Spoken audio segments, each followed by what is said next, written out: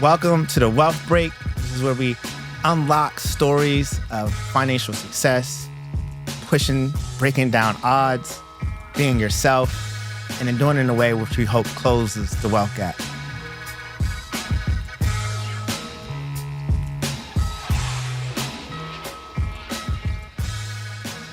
We're back, and this is the Wealth Break. I'm Rodney Williams. And I'm Travis Holloway. Today, we have an incredible guest. Thank you, Melvin, for joining us. Before we dive in, we're sitting with someone who's built a legendary billion-dollar beauty brand. Co-founder of Mielle Organics, Melvin Rodriguez went from the kitchen formula to the billion-dollar empire, from going viral on TikTok to national debates on cultural ownership, to being an incredible husband and father, and being a testament to many. This is the Wealth Break. Welcome, Melvin. Fellas, thanks for having me, man. Listen, it's a distinct honor. And first and foremost, man, I just want to say I'm proud of both of you all, man. You all are doing extraordinary things. And I want you all to know that I see you, we see you, and I believe the best is yet to come. For sure. Thank you for that. Thank you. Thank you. It's been a pleasure to have your support.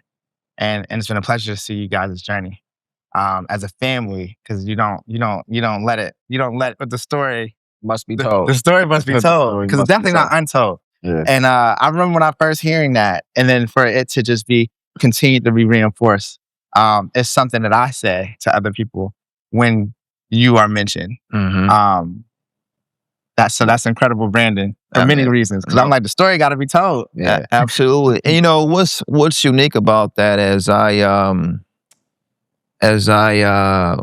it was given to me many years ago during what I'll call one of our darkest moments in losing our son Milan at birth, and at that time it was as you can imagine, as a dad, it was just heartbreaking. And so during my time of meditation and prayer, God literally spoke it over to me. And when he revealed to me that he wasn't going to put me and Monique and our family through anything we couldn't bear, and it was his will and his will shall be done, and that we were required to let go. And in that moment, when God told me this, is that I got to whisper. And I tell people all the time, sometimes you got to be still so that God can whisper to you. And that whisper came and it stated, increase, prosperity. The story must be told.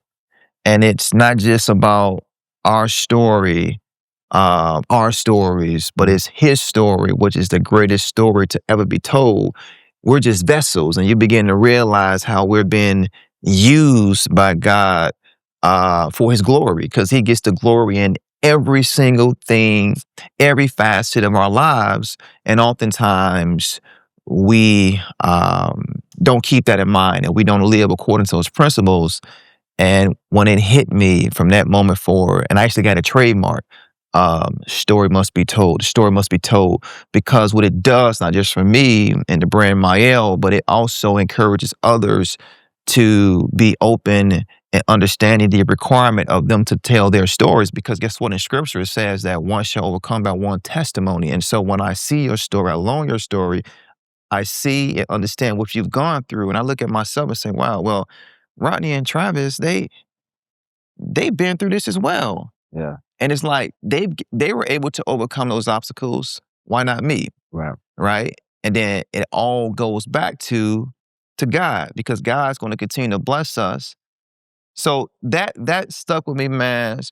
Like, even to this day, man, I'm always, the story must be told, and it's huge, man, in storytelling. Yeah. I mean, you branded it well, because it's every time I see you, that's literally what I think about. And, for the audience, this faith isn't new post-success. Oh, no. Right? No. From the moment that I met you and Monique, from the beginning, you all have always been, giving God the glory. Mm-hmm. And, the faith was always, a very foundational aspect of you all and how you were building your business. So, it's always been very authentic, and I appreciate that. And like, Rodney said, it's been amazing to watch the journey from when we first all met each other to where you all are now, even where we are now. And it's exciting to see where we're headed, right? Because the story isn't over either, right? So listen, man, we, you know, when we see it, we can't unsee it.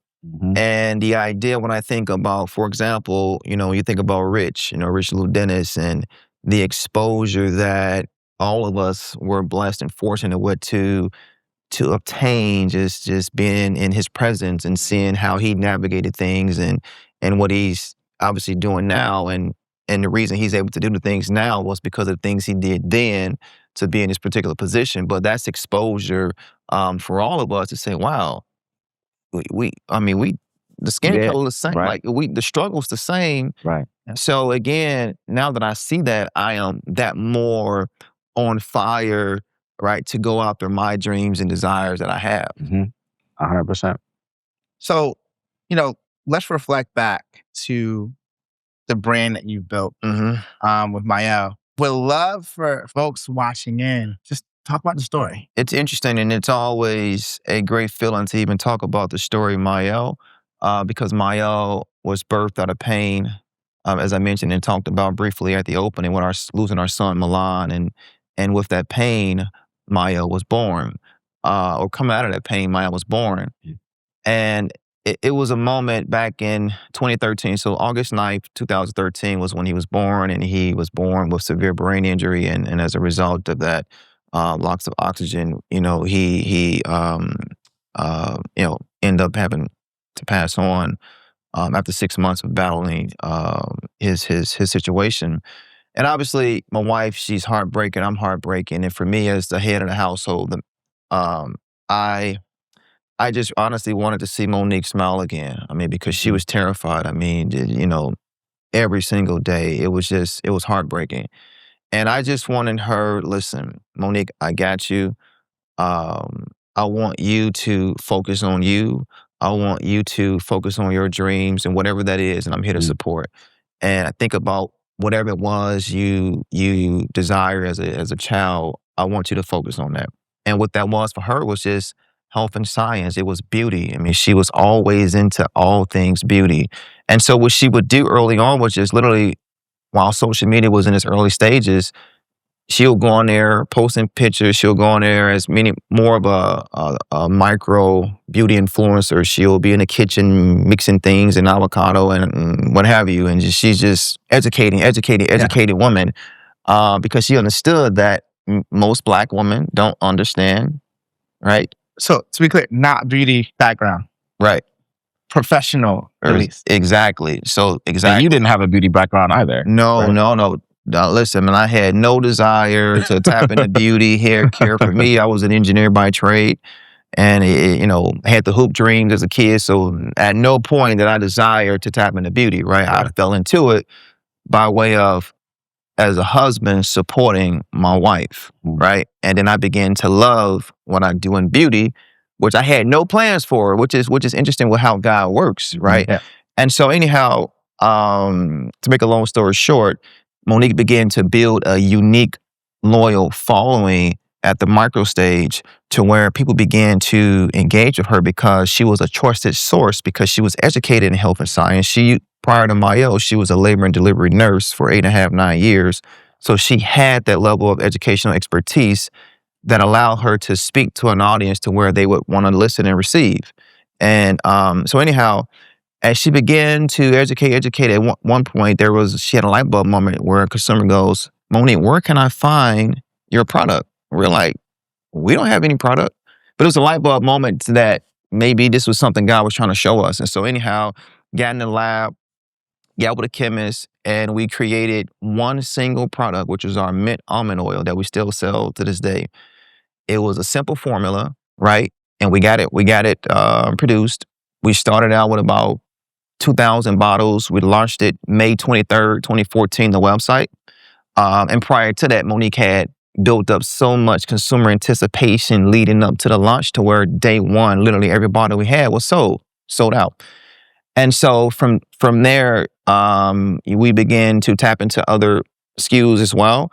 And By the time 2015 came around, we had inquiries from retailers, right? And so, mind you, we're all DTC, and but we go from hundreds of thousands that particular year to now several millions the following year. Yeah. Right. But it all just started honestly just from her tapping into her desires and wants in life. At what point along that journey, and honestly the entire journey, we always talk about the point where entrepreneurs find themselves in just a tough financial position, right? Great product, great company, money is on the way, but money isn't necessarily here. Right. How did you guys go through? What was that story? It's similar to most Black entrepreneurs. We have lack of funding, lack of resources, lack of expertise, but we have a great idea. And for us, as I mentioned earlier, I was an engineer. I worked at UPS for just about 19, 20 years since high school. She was a labor and delivery nurse. And so we had obviously some source of funds from our corporate career, but not enough. And so we did bootstrap, for many years based on what we had. But at some point along the journey, the lack of access to capital that the business needed caught up with us. And so there were times to where I could think year 4 where we were operating in the red. You're looking at a banking account, you're negative, but you're still out, you're still promoting, you're still serving, you're still smiling. But on the back end, you're like, this is our reality. Yeah. But what it taught us was that if God gave you this vision and I supported this vision, and the Bible says where 2 or 3 are gathered, it shall be done. And we're required and able to hold God accountable to his word, for his word is to be true. We know that we're going to stand on that by faith. We don't know how we're going to get there. How we're going to get out of this red, but by faith, we'll figure this out. So anyhow, we had experienced that. And so, we went out to, going up different banks and seeking lines of credits, and well, not today. The business isn't there yet. You're getting no's, you're getting these no's, you're getting these no's, and until we finally got one yes with KeyBank, based in Ohio. They extended us a line of credit, but I tell people this all the time: the things that you don't know and you continue to operate on what you don't know begin to catch up with you. And so we were utilizing the line of credit to market the business versus line of credit typically was, earmarked for inventory and so on and so forth. And then, you pay it down, once you're paid, so on and so forth. But for us, it was like we needed for everything, all things business, inventory, payroll, everything, right? We needed, all that. And so, but again, you're at a place where you have to do what you have to do because you're in what I call survival mode. And it ties back to how most Black families live in survival mode. We're not taught to thrive. And so we're surviving, but that survival mindset caught up with us to the point where we were 2.5, 3 million in the red. And so now it's, how do we get out of this? And we're sitting back, and now I feel like it's all on me because I'm the man, I'm the husband, I'm the head of the household to figure this out in silence. And I had begun to realize that my suffering in silence was going to not only hurt me, my wife, my children, but our community and those that are coming after us. So I had to make a decision to do what the Bible tells us. You have not because you ask not. And I raised my hand. I called Rich, told him everything. True story. And he laughed at me. He said, I've been there. And he said, say less. It was just like that. Wow. It was just like that. When he came in, they took a look at where we were, injected capital, and the rest was history, right? Because then we were able to stabilize the business from a cash flow perspective.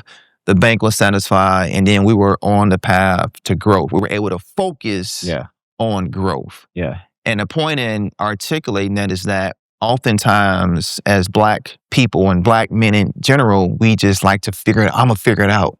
I'm good. The business, I'm gonna figure it out. But it's like, you're not figuring it out. And at some point, it's gonna come to a head to where you about to go out of business. Right. Right? Even though you're growing. Right. Which is the craziest thing. Right. It's like, we're growing. And you're growing. We're selling. You're selling. But we're like growing ourselves out of business. You're growing yourself out of business. And so that taught me the blessing of being vulnerable. Because my vulnerability as a Black man became the path to us building this $1 billion business. Victory. Right? Yeah.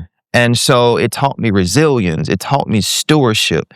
And it taught me it's okay that you don't know. Yeah. But it's not okay to not keep knowing. Right. And so then it's like, coming out of that, surround yourself with people in areas that are smarter than you that you're not. Yeah. Because you can't do it all. Right. You know, it's that burden that men take on, or the burden that entrepreneurs take on. Like you know what I'm saying? Like, you feel like you got to fix it. You feel like, and then you feel like you can't tell anyone about it. I swear that it felt like it was about to take me out. Because inside I'm angry. Because I'm trying. It's not working out. And honestly, I don't know when it happened of like, you know what? I don't know. I need help. I'm just gonna ask for help. And I'm gonna figure it out. I'm gonna say I don't know how. I don't have all the answers. You know, see the significant other who expects you to have the answers. I'm gonna actually admit I don't know completely yet. And I know that's gonna scare everybody. But I remember like I started to like open up a bit when I started to say I don't know realistically. And it might not have saved my relationship at the time because I'm the only one that's not married. But it definitely saved my heart. It saved my mind. Yeah. Because we was down. We was down bad here, not the company. Yeah. So yeah. Melvin, so before we get to like the glory days, right? Like exit, wealth, a lot of, particularly in our communities, there's oftentimes this notion of, I just want to build it myself. I don't want to give up any ownership. I don't want to give up any equity. I want 100%. And there's this notion of I can just do it myself, or I should just do it myself. And you all bootstrapped in the early days, and then you got to this point where you raised your hand, you asked for help, and then you got an injection of capital to help you build your business. And I would love for you to kind of give your experience of doing it both ways, right? And what did raising money or investors do for you to accelerate your business that you think you might not have been able to do otherwise? Because that is the notion in our community. Don't give up equity, own 100% of it. No, and I understand where that comes from in terms of the mindset of oppression and limited-minded thinking and not thinking big or dreaming big because of the environments that many of us grow from, right? Which is the power of exposure, because some of us allow our current situations to determine our tomorrow and what success looks like for us based on what we see within our environments. But for us, we started Myel with an end goal in mind, to where we rejected ourselves so that God could use us for greater scale that would impact nations and generations to come. And so obviously starting out, we understood that we had to have all the skin in the game as you think about sweat equity, so that we can learn the game. Right. And then we can teach the game. The Bible says to reach one, teach one, but I can't teach you if I don't know this, right? And so, but we always understood that our knowledge together as a unit was only going to take us so far. And that in order for us to scale, we would need help. And so now when you think about equity and the notion of Black-owned business, which is, it's a wonderful tagline, to carry, Black-owned, right? Yeah. But if you think about it, in full transparency, we're the only culture that puts a title as it relates to our culture named business. You don't hear Caucasian-owned business, Filipino. You don't hear that, but it's us. But I understand where it comes from. But I also understand in business, you can own 100% of nothing or 1% of something, right? And that just business 101. Right. And so you could be Black-owned in the urban community, but you're not growing. You could create something that you will say you will pass down for generations to come, but really not be passing down anything. And so for us, we understood that we had to reject ourselves, even if it required to give up some shares of our company, and understanding the end goal was that wealth creation, that God, the abundance that God was going to bless us with at some point will fundamentally impact nations and generations to come. And so for us, it's not about, keeping it within the Black community, right? We're still Black. Nothing's changed about that. But it's the idea of, in order for us to have and create things we've never had, we have to take certain risks to do things we've never done, which is being able to partner with others to help us realize this dream at scale. Right. What's probably bringing me to like a good question around this whole concept of selling out, right? We saw Rich go through it with Shea Moisture. We saw you all go through it. We've seen others go through it. And you talking about kind of rejecting that notion in the beginning, because the end goal should be to sell, right? The end goal should be to create wealth and then be able to leverage that wealth to have an impact that's much greater than, you can imagine. And I've seen those who have gone through this process of acquisition be demonized by the culture. And as someone who's now gone through that and observed it from others that we all know, what are your thoughts on that? Yeah, first and foremost, it is truly heartbreaking, painful, and all the above you could ever imagine.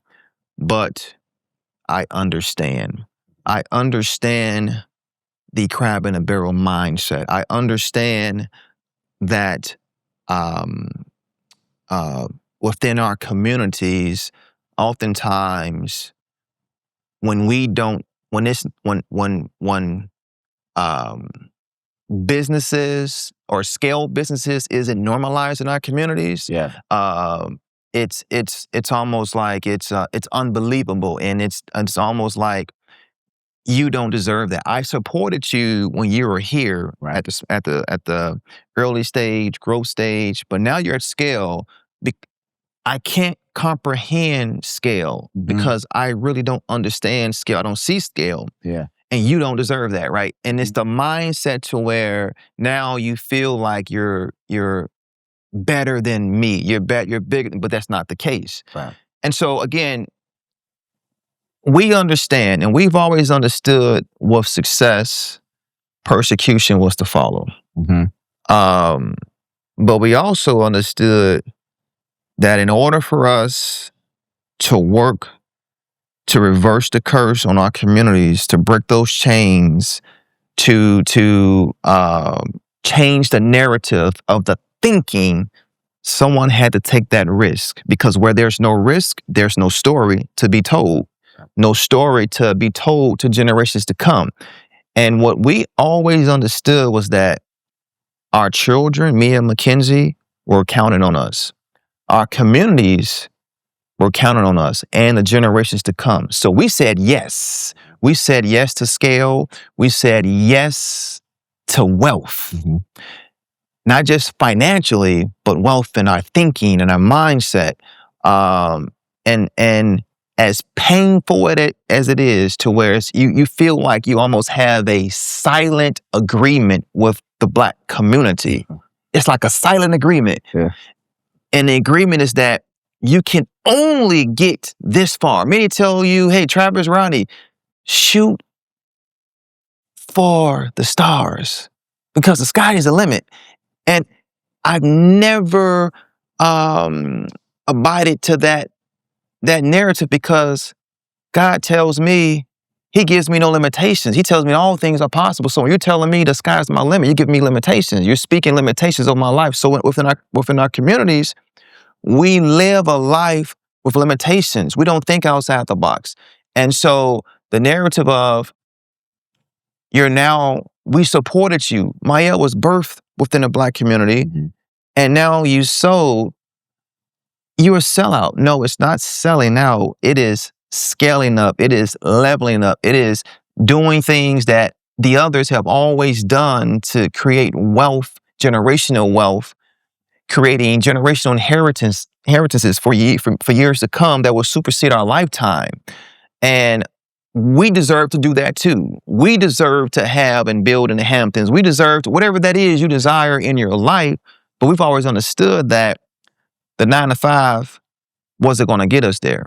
And it's no shade to that, because what's for you is for you. But we had a different goal in mind because we wanted to be in position so that we could reach one, teach one, to put others in position. Yeah. Obviously, this is a wealth break. And for the audience, no matter how you think, scale and acquisition and growth and what you do after is the differentiator amongst building wealth. I would love to know. I remember 2 stories, and I remember one story being in Rich's wine cellar, and I remember you were talking some big stuff, and I was like, I said, "Are you a billionaire?" And you said, "Yeah." I don't think you were a billionaire yet, but that's not the point. Maybe you were. You've always had a mindset of I'm going to create this $1 billion thing. And you had it before you got it. But when did you know it was on the way? Like, what was the gap between like, all right, I've been talking about it for a while. It's here. Yeah. So I would say, honestly, Rodney, for me, I've always dreamed. I've even as a little kid, as a child, Monique and I obviously been knowing each other since we were 12, 13 years old. And as teenagers, we would drive around nice neighborhoods and we'll get out the car and see these beautiful homes and say, wow, one day, someday, soon. We would do those things. We would literally do those things and really tap into what God has blessed us with, which is to be able to speak to things that are not as though they were. We speak into our future. We speak whatever that is we desire it. And we've been that way for many, many years. And so at the time in the cellar, we weren't there, but we knew we would be there. And we understood that as long as we continue to fulfill the required prerequisites for us to get there, being consistent, serving, sticking with it, staying with it, and understanding that our persistence will break down any form of resistance that comes our way, nothing could stop us from getting there. And so, and it's mindset. It's the power of the mind. Yeah. And so we had that. And even at many years ago in Rich's cellar, we would proclaim that. And so what happens is you begin to work towards that, right? Because now this goal is here, right? Here's the number we want to get to, right? We're not there yet. We got work to do. We got to keep going. We're still not there yet, right? What do I got to do? Now I got to brainstorm. I got to figure this out with my team. We need more. We need, okay, Rich, this is where I'm at. Help me. Like it's those, because now this is why it's important to set a attainable goal, right? Even if it may feel unattainable, set that goal and work towards it. And so because I've understood that if I fail to plan, I'm just failing. I'm just going through the motion, right? But I'm now working towards something, which oftentimes in business for a lot of Black entrepreneurs, we're just in business with no goal in mind. And so what happens is it stifles us and it keeps us just honestly running in place versus running forward. I see that as a common thread, honestly, amongst successful entrepreneurs that actually accomplish it, is that, their ceiling is way higher than what you can see. And you get proclaimed as like, you're delusional, or like, how? Yeah. Look at Elon Musk. Look at Elon Musk. call it delusional, call it whatever it is, but whatever it is that's in his head, and how he's able to see things 10, 15, 20 years, like, and almost speak it into existence, right? Like, people talk about manifesting, but there's also something about just like putting blinders on, and even though you think I'm crazy, I'm gonna show you that I'm not, right? And you'll look up 3 years, 5 years later, and now people are using the internet from satellites in remote areas. Now people are driving autonomous cars and vehicles. Like it is amazing to watch. I do want, only because we've said this name so many times, being Rich and Richelieu Dennis, who I know that there's been a lot of negative things said in the news recently, which really pisses me off, quite frankly. We talk about what it means to create something for yourself, but then throw that ladder back down and ensure that other people can make it to where you're at. I think he embodies that. And realizing that, like, I don't know many Black-led businesses that are probably worth $100 million or more that he hasn't either directly helped, directly invested in, or has been supportive of. And, to take an essence and bring that back Black owned, invest in your business, invest in our business. You have an exit, he has an exit. That trickles down to now you're an investor in us and so many others, like B from Honeypot and the guys from Squire. Like, he's supported all of us. And this narrative that, because of his African lineage and descent, that there's no relationship with Black culture. Like, we are African Americans who have directly benefited from his support. And I just want to make sure that that narrative gets nipped in the bud, because it's insane.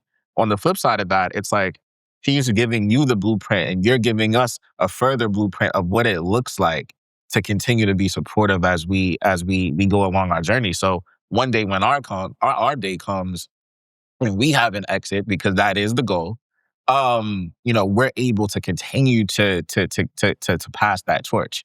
And I just think that that's so important.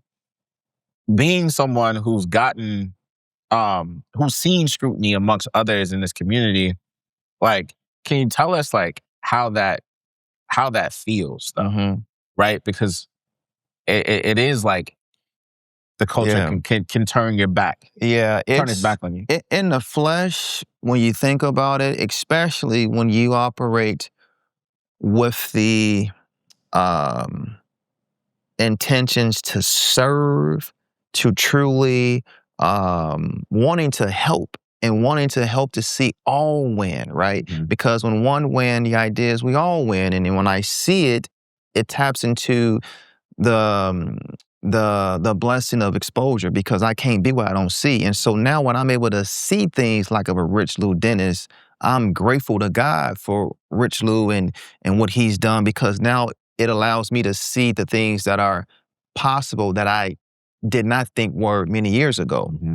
And so when you work so hard to create things that aren't normalized in our communities, right? I grew up in a single parent household, my father, and watched him struggle, and he grew up struggling, and that cycle is so common in our communities, and it's the idea to where we don't have to continue to struggle as Black people financially, physically, emotionally. We don't have to, but we choose to. We choose to want to create these negative narratives and these negative bandwagons for many to jump on. But what are you doing? Because here's the thing: if God be for me, what can be against me? So, in the flesh, it hurts. But what it did for me, it strengthened me. It gave me more resilience. It encouraged me to go that much harder, because here's what I began to understand. Those that came to harm me were only hurting themselves. And I understand that hurt people. I refuse to allow them to hurt me, because if God has blessed me, has put me in position to help put them in position, and if they choose to not want to get in a better position, that is the life that they choose. But I am encouraged that there is someone that is seeking to get to a higher place in their lives. And if I'm able to do what Rich did for us and all of us, and we're able to normalize that, That's wealth. Yeah. Right? That is transferable wealth, because what we call it is this, CUT. God has given us the blessing, the ideas to create, to innovate, right? And then once we understand that and we believe in it, I have faith in what God has given me the idea to create. Now he said, well, faith without works is dead. So now I'm going to work. I'm going to unlock this creativity. I'm going to unlock it. I'm going to grow it, blood, sweat, and tears, and whatever that is. And along the way, success comes and scrutiny comes, but I'm going to remain steadfast and resilience, right? Because I understand on the other side of this journey becomes my victory that will impact nations. And so now once you've accomplished that, whatever those goals are, now what? The blessing to transfer. It becomes transferable, CUT. So now I'm transferring to Rodney and Travis and many others and so on and so forth, because the things that's legacy. That's legacy. Because when it's all said and done, what have you really done? Yeah. It's so crazy because what you're really talking about at the end of the day is like you just articulated a journey, and most people stop when it gets at the scrutiny. They stop when it gets hard. They stop when they are car delusional. That they stop when they stop too soon. They cut the ceiling off too soon. We as people have to push through that part. Yeah. We gotta support each other, hold on to each other. But that's the part that I see so many entrepreneurs fall short or get discouraged to push through. Like this is the moment you was almost waiting for. Yeah. 100%.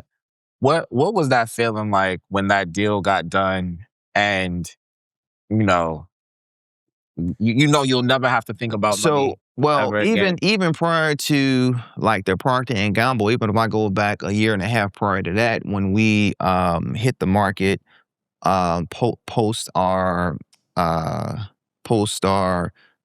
investment, with Rich and New Voices, and then we scaled, and then we had Is it the moment? When the kitchen at Rich's in LA. Because that deal had just happened. That's right. And I ain't never seen you smile so big. That was I saw you smile bigger then. So that was right. Big. So you're right. Yep, you're right. And so, and so that was post that announcement. And so when we, here's the thing, we understood that many private equity firms did not believe Black entrepreneurs could scale profitable businesses, right? And so being that we were doing that, post our assistance with Rich and New Voices, we made the decision to talk to well over 65 private equity firms. It was tiresome, it was gruesome, but we did it. And we did it unapologetically, and we did it because we wanted them to see us. And so, because quite frankly, at that time, we did not need them, right? What we needed was their access, their expertise, not their money, right? And so, and we needed them to be able to help us to further the scale of the business. And so, anyhow, we spoke to over 65 firms. We narrowed it down to the top 3. And then we obviously ended up partnering with Berkshire Partners based out of Boston, and which was a historical 9-figure plus non-controlling all secondary deal. And what does that mean? That means here's a Black-owned business that secured a 9-figure non-controlling, which means we maintain majority ownership at that time, which means, and then secondary, what is that? Well, secondary is that every single dollar went to us personally. Nothing went to the business because, as I mentioned, the business did not need capital. So why would they do that? Because they trusted us. They believed in the vision. They saw how we operated. They were able to trust the financials, right? Melvin and Monique and team knew what they were doing. And so for them, it's, how can we go along for the ride? Right. Because we see a quick path to exit. Right. And so a year and a half later, post that deal, obviously, and even prior to that, you talk about the feeling, I called Rich right away. and I was in tears. He'll tell you, man, I was in tears, man. It was just it was a proud moment. And I called him first. I'm like, I'm not gonna call Rich, I'm gonna call Rich. And we just rejoiced, man, for like half hour on the phone, dude, and just like reflecting. Yeah. And all that we went through. And he reminded me of when we were in that tough spot, 2.5, 3 million in the hole. And think about if you didn't raise your hand. Right. And for me, it's like, this is what we struggle with. And so many of us as Black men in particular, we leave this life with so much left behind because we kept doing it our way. Mm-hmm. The ego, the pride. You see what I'm saying? Yeah. And it's like when I learned to reject myself and just be vulnerable, be honest, right? And it was that simple. And it's the simple things in this life that we continue to make so difficult as Black men, as entrepreneurs. So that moment was extremely, man, it was humbling. It was a proud moment. And we celebrated. And in that moment, you know, the idea to like, Monique and I'll share with you all, we set our parents down. And it was a proud moment to share this. They didn't know what's going on. Like we brought them over to the house and we're like, it's an emergency. You got to get here right away. You got to get here, man. And I had opened up one of my, I think I had a bottle of Screaming Eagle. Mm-hmm. It's been sitting there waiting. I had a Screaming Eagle bottle and I'm like, open it up. I'm like, just have a glass, my dad. And they were nervous in the kitchen, like, what is going on? I'm like, you know, are you guys getting divorced? What's going on? What happened? And my dad, he's pacing. He's just, oh my God. And I told him, I said, I need you to drink this glass. I said, keep drinking. He gulping it because he's nervous. And then he go, and I said, now sit down and look at me. I said, Dad, look at me. And my wife's mom is Arlita. I need both of you all look at me. And I said, listen to me. The Bible says that your latter years shall become your greater years. And I'm here to confirm that financially, and I'm going to say that financially, but for the rest of your lives, you have no financial worries. Financially. Yeah. I can't speak to everything. I put an emphasis on that because I understand, like, I know you come from the struggle and I know you can with money, but we're going to be great stewards. Yeah. But here's what we've been blessed with at this stage of our business. And as a result of that and honoring you all, we will bless you for the rest of your lives financially. It's amazing. That was the greatest feeling that's the goal I could ever. And my dad fell to his knees, got the praying, speaking in tongue, everything. But it was a powerful moment because my dad, Monique's mom, it felt so unbelievable. Even to this day, it's like, son, I had to always, Dad, stop saying unbelievable. Because your son never thought that way. I don't think that way. But I understand, like, it's like coming from the projects, you know, this isn't really. But anyhow, that moment was just, that moment, man, was everything. That's incredible. So now that you bought the watches, you bought the cars, you bought the homes, what's most important to you now? You know, what's most important, Travis, is the legacy we create that's geared around wisdom. Because for me, at this point in my life, I have no interest in conversation or my doings if it is not geared around wealth creation thereof. And so it's the idea of where I know both our children, they're sponges and they see mommy and daddy. And so for us, it's the idea of continuing to be great parents and preparing our children to be great stewards of wealth when they are inheriting at some point, but more importantly, that they could do it their way, on their terms, and that they don't have to struggle like their parents or grandparents did, right? They have that start like many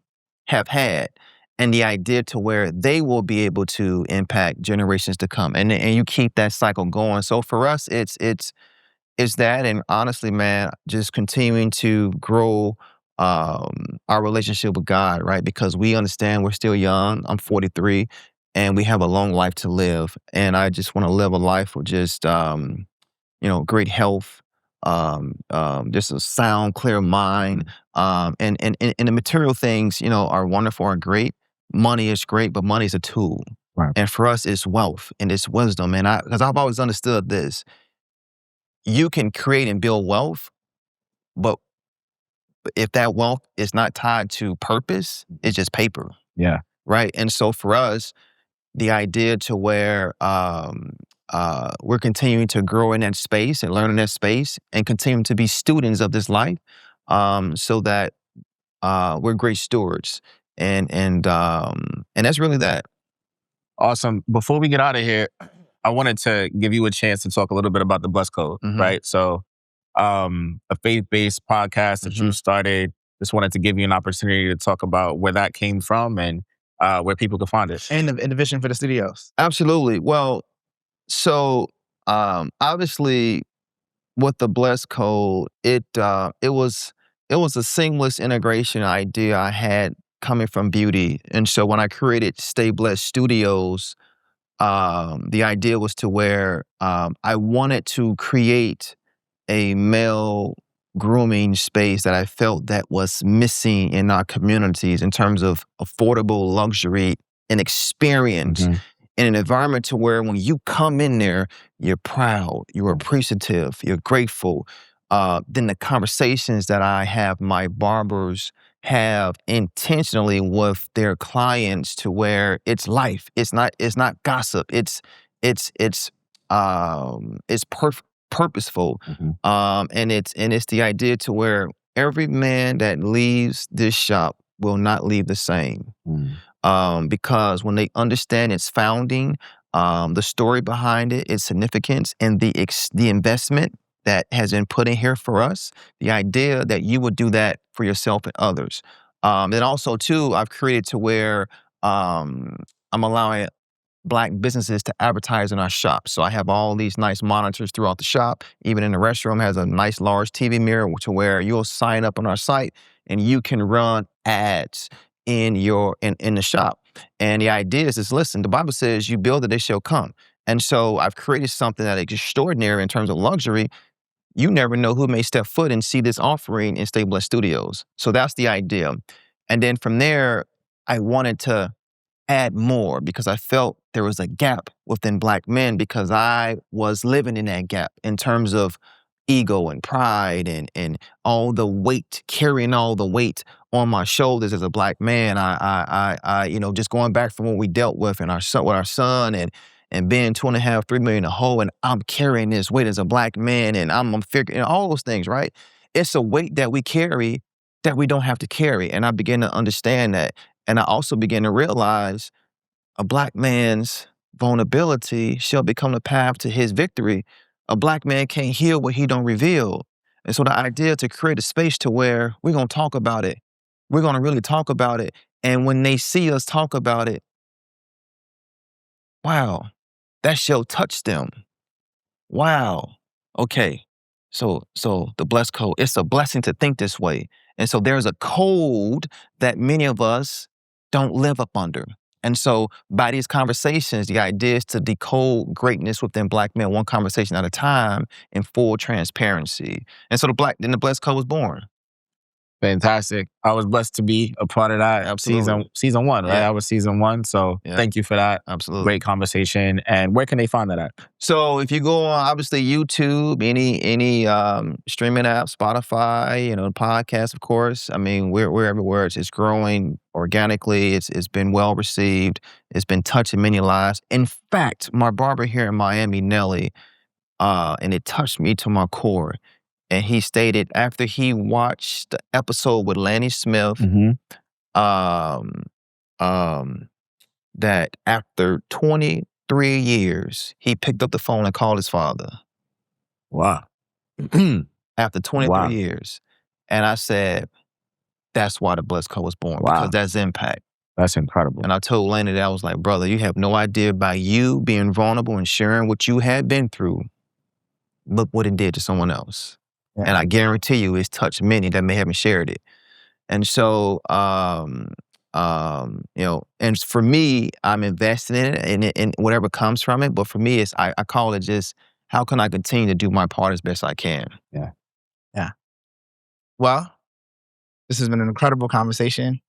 I mean, from cut, it's cut C-U-U-T? C-U-T. C-U-T, create, understanding. Create, unlock, transfer. Transfer. I say that to say the call to action is that. Yeah. Cut, create, unlock, transfer. It's been an absolute pleasure, Melvin. Thank you so much. Absolutely. Thank you again and again and again. It's a wrap, and this is The Wealth Break.